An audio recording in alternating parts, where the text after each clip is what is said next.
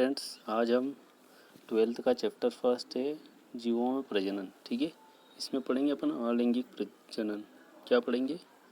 अलैंगिक जनन। ठीक है, जीव प्रजनन क्यों करता है, उसके क्या क्या रीज़न है। ठीक है, अपनी संतति को बनाए रखने के लिए, किसके लिए? अपनी संतति जो है वंशवाद को बनाए रखने के लिए, अपनी जाति की निरंतरता को बनाए रखने के लिए, इन सब के कारण जो है जीव प्रजनन करता है। ठीक है, तो प्रजनन 2 टाइप्स का होता है, आप सबको पता है, लैंगिक और अलैंगिक। अभी अपन अलैंगिक स्टार्ट कर रहे हैं, इसके बाद इसके प्रकार पढ़ेंगे और उसके बाद अपन लैंगिक प्रजनन पढ़ेंगे। ठीक है, तो सबसे पहले पढ़ते हैं अलैंगिक जनन। ठीक है, इसकी सबसे पहले डेफिनेशन देखिए।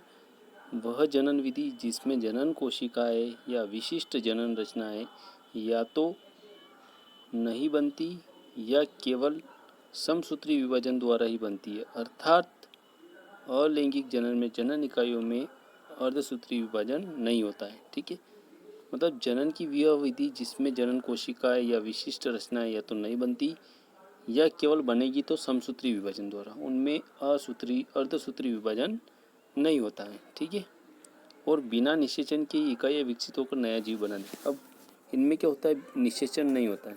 ठीक है, तो बिना निषेचन के ही ये जो इकाइयाँ होती हैं नया जीव बना देती हैं। अलैंगिक प्रजनन द्वारा उत्पन्न संतति, जो भी अलैंगिक प्रजनन द्वारा संतति उत्पन्न होती है उसको क्लोन कहते हैं। क्या कहते हैं? क्लोन।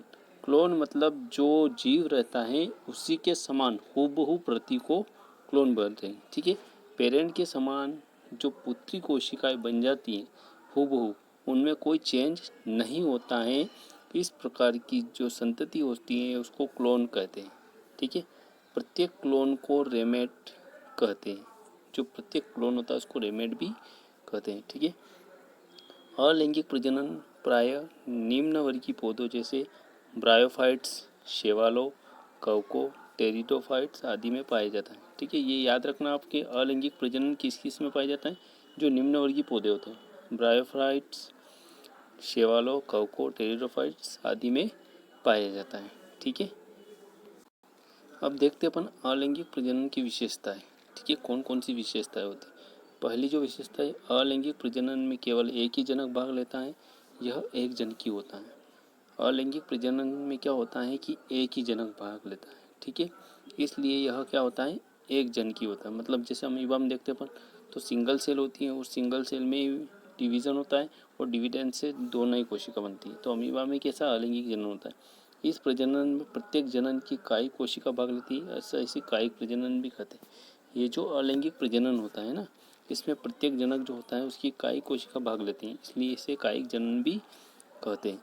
इसमें युग्मकों का संलयन नहीं होता है, इसमें युग्मकों का संलयन नहीं होता, फ्यूजन नहीं होता। ठीक है, इसमें विभाजन केवल समसूत्री विभाजन विधि द्वारा होती है। ये ऊपर भी पढ़ चुके अपन कि विभाजन की जो विधि होती है समसूत्री विभाजन। ठीक है, अगला है जो है बनने वाली संततियाँ जनक के समान ही होती हैं। जो भी संततियाँ बनती हैं वह कैसी होती है? जनक के समान हूबहू कॉपी होती है, जिसे क्लोन भी कहते हैं। ठीक है, आगे देखिए, इसमें अगुणित एवं द्विगुणित पीढ़ियों का एकांतरण नहीं होता है ना। इसमें अगुणित या द्विगुणित पीढ़ियाँ जो होती उनका एकांतरण नहीं पाया जाता, मतलब पीढ़ी का एकांतरण जो है नहीं पाया जाता है। ठीक है, ये अलैंगिक प्रजनन की विशेषता है। आइए अब देखते हैं इसके लाभ। अलैंगिक जनन के लाभ क्या क्या हैं। ठीक है, इसमें केवल एक ही जनक भाग लेता, मतलब एक ही जनक हो तो भी अलैंगिक प्रजनन हो सकता है, 2 जनकों की आवश्यकता नहीं होती है। ठीक है, यह जनन केवल असूत्री समसूत्री विभाजन द्वारा होता है। ठीक है, जो जनन होता है केवल असूत्री या समसूत्री विभाजन द्वारा होगा।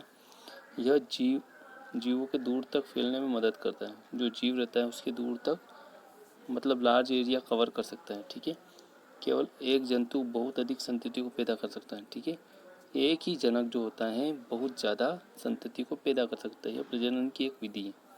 ठीक है, अलैंगिक प्रजनन भी क्या है? एक प्रजनन की विधि है। ये तो इसके लाभ हो गए। ठीक है, टोटल 5 लाभ है अलैंगिक प्रजनन के। अब इसकी हानियाँ देखते हैं। देखिए, अलैंगिक जनन से हानियाँ क्या क्या होती है। ठीक है, इस प्रजनन से बने जीवों में वातावरणीय परिवर्तनों के प्रति अनुकूलन की क्षमता नहीं होती है। मतलब इस प्रजनन से जो भी जीव बनते हैं, ठीक है, उनमें क्या होता है, वातावरण में कुछ भी चेंज हो रहा तो उसके अनुसार अपने शरीर में परिवर्तन नहीं कर पाते, मतलब तीव्र अनुकूलन की क्षमता नहीं होती, ठीक है।